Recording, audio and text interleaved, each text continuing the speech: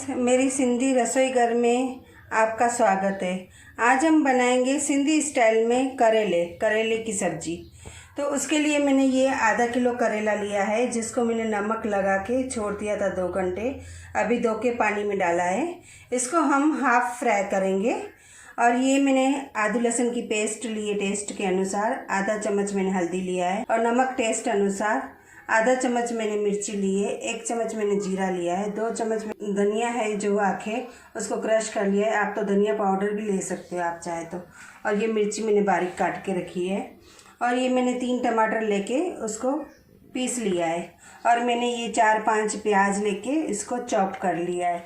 और हम गार्निशिंग में हरे धनिया यूज़ करेंगे। तो चलो बनाते हैं अभी। सबसे पहले मैंने तेल में ये दालचीनी डाली, उसके बाद मैंने आदू लहसुन की पेस्ट इसमें डाली है। फिर ये मैंने प्याज डाल दिया है। अभी ये प्याज को हम थोड़ा पकाएंगे, बाद में ये सब मसाले और टमाटर प्यूरी डालेंगे। ये हमारा प्याज पक चुका है थोड़ा। अभी इसमें हम क्या करेंगे, ये जो हमारा जीरा है वो डालेंगे और सब मसाले डालेंगे। मिर्ची डालेंगे, हल्दी डालेंगे, धनिया डालेंगे और हरी मिर्ची डालेंगे।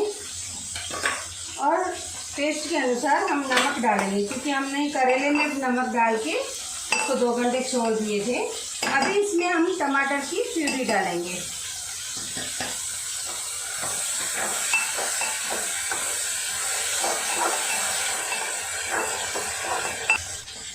अभी हम क्या करेंगे, इसमें थोड़ा पानी डालकर हम इसको प्याज को धीमी आंच पे सिजाएंगे। तब तक हम हमारे जो करेले हैं थोड़ा हाफ फ्राई कर लेते हैं।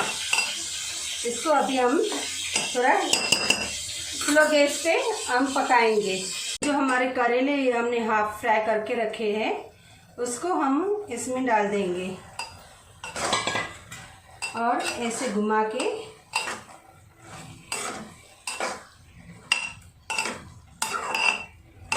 थोड़ा पानी डाल देंगे। थोड़ा ही फ्रेंड्स पानी डालेंगे, ज़्यादा नहीं, क्योंकि हमको ग्रेवी नहीं चाहिए। थोड़ा और डालेंगे क्योंकि अभी हम इसको पकाएंगे तो पानी हमको चाहिए। नीचे से जलना चालू हो गया है, हमारी सब्जी जलना चालू हो गई थी मसाला।